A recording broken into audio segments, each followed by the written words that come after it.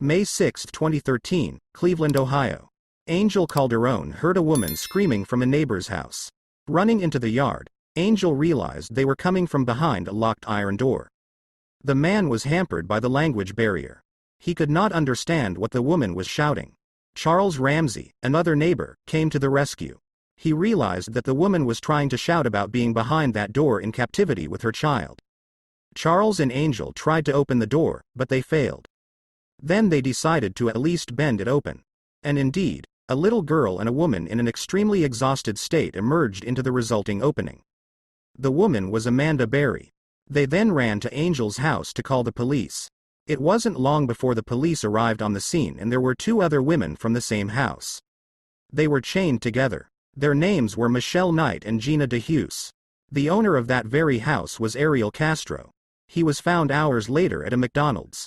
He knew that his hostages had been found and was about to flee, but did not make it. Castro's two brothers were also thought to be accomplices, but all suspicion was later cleared of them. Ariel Castro was born on July 10, 1960 in Puerto Rico. At first glance, he seemed like an ordinary, unremarkable American, was a father, and worked for a long time as a school bus driver. But in working through his identity, police found that he had been flagged twice in police files. The first incident was related to his work. On one occasion Castro failed to deliver a schoolboy home, allegedly forgetting him at the school depot. No criminal charges were filed at the time. But as a result of the incident, he was fired from his job. The second incident was related to his place of residence.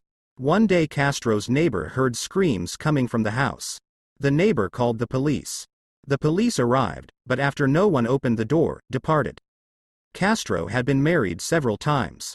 The last marriage was dissolved in 1996 at the initiative of his wife who accused Castro of beating him. Castro's first prisoner was Michelle Knight.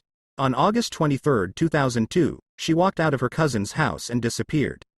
At the time of her disappearance, 21-year-old Michelle Knight was having problems in her life and was on her way to a court hearing that day regarding custody of her son. The horrifying fact is that in 2013, police admitted that Knight's disappearance case had been thrown out the window.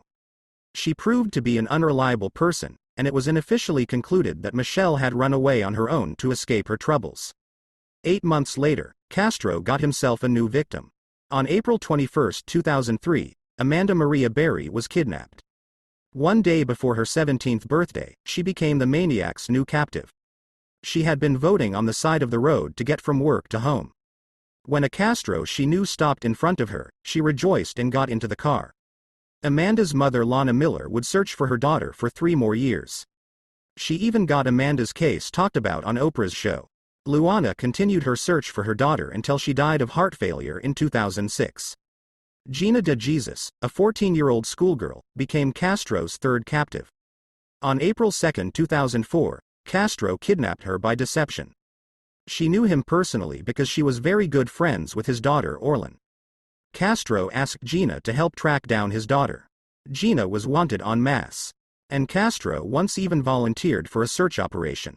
For almost 10 years the basement of the Castro house became a place of confinement for these girls. Throughout this time they endured hunger, torture, and violence. Castro chose a favorite among the prisoners, giving them more attention, food, and gifts, thereby sowing enmity between them. This went on indefinitely. At first he kept them in the basement, then he moved them to the second floor. The prisoners were kept in separate rooms and were only allowed to join together occasionally. For example, to sing in chorus. There were strict rules inside the house. Heavy chains with which prisoners were tied almost all the time. Motorcycle helmets on her head, restrictions on consumption of basic necessities, potty pots in her room at night, showers once a week. Poison in the food, and the food itself only once a day. As punishment for inappropriate behavior, Castro changed the temperature of the rooms, torturing the girls with heat and cold. The maniac was possessed by a variety of fantasies connected with humiliation. For example, he would throw money to his victim after he raped her, so that she could then use it to buy favors from him. Castro also forced girls to play Russian roulette with him by pointing a revolver with a half-empty cylinder at him. Michelle had 5 miscarriages during her confinement. They were provoked by Castro himself. He simply kicked and jumped on her stomach and beat her with dumbbells. After that, Michelle could never get pregnant again. On December 25, 2006, Amanda Berry gave birth to her daughter Jocelyn in confinement. Her father is, of course, Castro. The child grew up in the same conditions in which the mother was held. During the trial, Castro asked the former hostages for forgiveness. "I'm not a violent man. I just kept them in the house and didn't give them a chance to leave. I'm not a monster, I'm just sick," he said. But the psychiatric examination showed that Castro was completely sane. He pleaded guilty only in part, claiming that there was perfect harmony in the house. Castro even shed a tear when he learned that his house, with which he had so many fond memories, was going to be confiscated. Michelle Knight was the only one of the maniac's victims present at the trial. She told him, "I spent 11 years in hell. Your hell is just beginning. I have overcome and all that has happened, but you will be in hell for eternity. The death penalty is too light a punishment for you." On all episodes combined, Castro was sentenced to life without parole, as well as 1,000 years in prison. Following his sentence, Castro's house was demolished.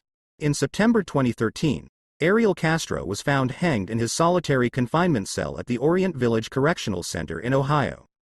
The prison's medical service attempted to save the prisoner. He was transported to the Ohio State Medical Center, but this was unsuccessful. There his death was recorded. After their release, the girls try to live a normal life and forget everything they have had to endure. Michelle Knight changed her name and wrote a book. In 2015 she got married with her son who was adopted. While she was away, she tries to stay in contact. Amanda Berry lives with her daughter Jocelyn and works in television reporting on missing people. Gina DeHues works for the Ohio Missing Persons Search. Ariel Castro's captives have endured incredible pain, which, of course, they will never be able to score. Fortunately, they were able to keep their sanity and not go insane in their horrible captivity. Their resilience and fortitude should be an example to us all. That will be all, gentlemen. If you want to see more videos like this, don't forget to subscribe to the channel, leave a comment and like it. See you soon.